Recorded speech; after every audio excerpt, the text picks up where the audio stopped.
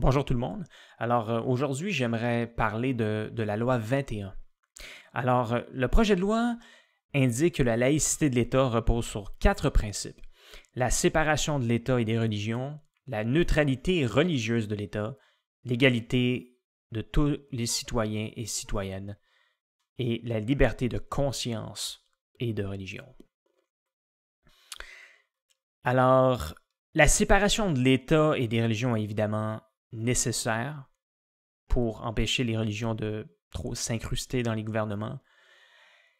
C'est quelque chose qui est important parce que c'est vraiment c'est très utile, parce que surtout de certaines religions qui possèdent certaines croyances ou pratiques qui sont vraiment, qui peuvent être dangereuses, et c'est justement quelque chose qui va empêcher ça, du moins réduire certains problèmes qui peuvent être occasionnés par ces religions-là. Alors, à propos de la neutralité religieuse de l'État, c'est là que j'ai un gros problème.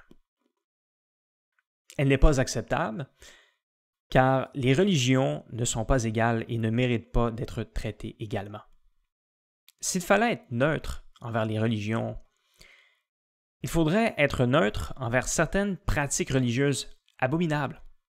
Par exemple, dans l'Ancien Testament, Dieu ordonne de mettre à mort les homosexuels, ce qui est complètement inacceptable. Il y a beaucoup d'autres pratiques horribles dans l'Ancien Testament et dans d'autres religions. Ensuite, n'importe qui peut inventer sa propre religion et y inclure n'importe quel type de pratique.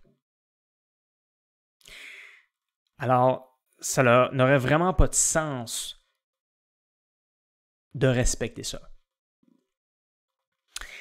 L'égalité de tous les citoyens et citoyennes, je comprends pourquoi c'est mentionné, quoique personnellement, pour moi, c'est pas quelque chose que je vois nécessairement l'importance de mentionner, parce que,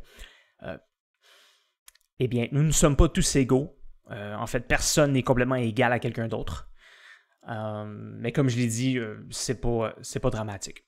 Okay? C'est pas grave si c'est mentionné. Alors, ensuite, la liberté de conscience et de religion.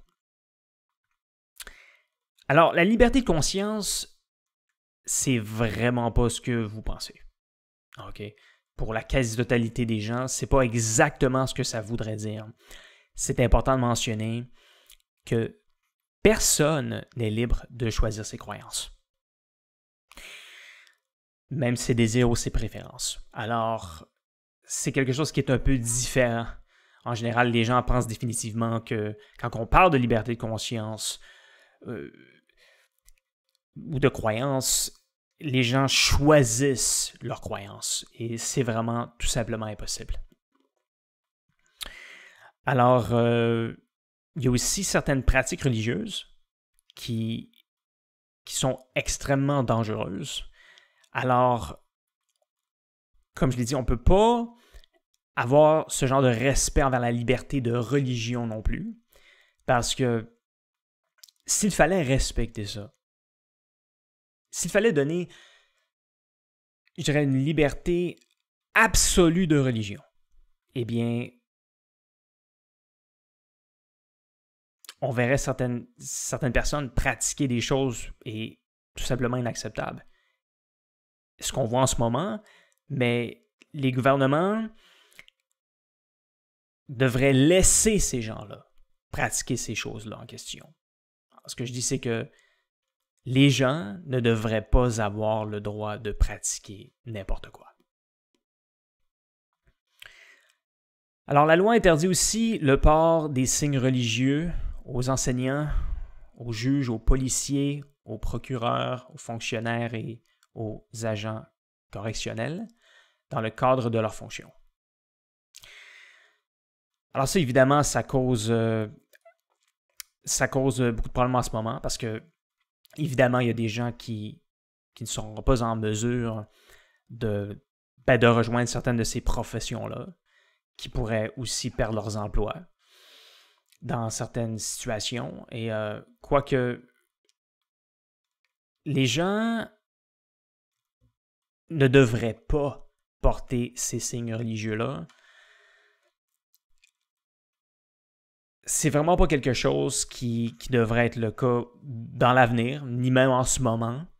Mais personnellement, moi, ces professions-là, pour moi, je me sens pas d'une façon égale. OK? Alors que pour moi, par exemple, en ce moment, je me sens comme un peu mieux, je dirais, de voir certaines enseignantes avec un hijab, par exemple. Comparativement à d'autres de ces professions-là. Quoique ça ne devrait pas exister, je suis d'accord. C'est possible que temporairement, peut-être que ça pourrait être préférable de faire certaines exceptions, de ne pas nécessairement les congédier. Okay, je ne connais pas les statistiques, je ne sais pas de combien de gens qui sont affectés par ça en ce moment. Mais c'est ça. Alors, c'est sûr qu'il y a une problématique à ce niveau-là, tout dépendant de combien de gens seraient empêchés de rejoindre ces professions-là à cause de ça. Mais comme je l'ai dit, c'est quelque chose qui n'a pas d'avenir. Okay? Un jour ou l'autre, ça va définitivement disparaître. Jusqu'en ce moment, il faut qu'on se dise, est-ce que c'est une priorité? Pas nécessairement. C'est pas le cas. Il y a beaucoup d'autres problèmes en ce moment. Mais c'est ça. Alors, tout dépendant de la situation, c'est possible qu'à des fins pragmatiques, peut-être que je laisserais certaines enseignantes au moins porter le hijab, comme je l'ai dit. C'est une possibilité, mais encore là, c'est pas certain. Alors, malheureusement, la loi peut mener à des formes de discrimination non raisonnables, comme des insultes envers des femmes qui portent le voile ou pire. Alors, est-ce que la loi 21 est raciste? Parce que vous avez probablement réalisé ça, qu'il y a beaucoup de gens qui accusent la loi 21 d'être raciste et même certaines personnes qui supportent la loi 21. Alors, la réponse est non. Car même si vous pensez qu'elle est discriminatoire d'une certaine façon, envers les musulmans, par exemple, cela ne mériterait pas d'être qualifié de racisme, car être musulman n'est pas une race ni une ethnie, mais une adhérence à une religion. Il y a au moins une modification apportée à la Charte des droits et libertés de la personne pour y ajouter que les libertés et droits fondamentaux doivent s'exercer dans le respect de la laïcité de l'État. Mais elle devrait aussi ajouter que si une pratique religieuse est considérée comme un crime par les lois du pays, elle devrait continuer d'être traitée comme telle. Il ne doit pas y avoir d'exception car la pratique en question fait partie d'une religion. Ce serait tout à fait inacceptable. Alors, quoique la loi devrait être modifiée pour être un peu plus précise, ce n'est pas grave si elle est acceptée maintenant, car il y a déjà plusieurs lois qui existent qui ne sont pas complètement suivies à la lettre de toute façon. On pourra faire certaines modifications dans l'avenir. Alors, la contestation de la loi 21 dans les tribunaux s'est terminée le mois passé. J'espère que la loi ne sera pas rejetée. Mais peu importe la décision, elle sera définitivement portée en appel et devrait probablement se retrouver devant la Cour suprême du Canada par la suite. Si elle est rejetée, ce serait un échec de la part des juges qui ont leurs propres interprétations de la loi sans avoir suffisamment de connaissances en matière de religion.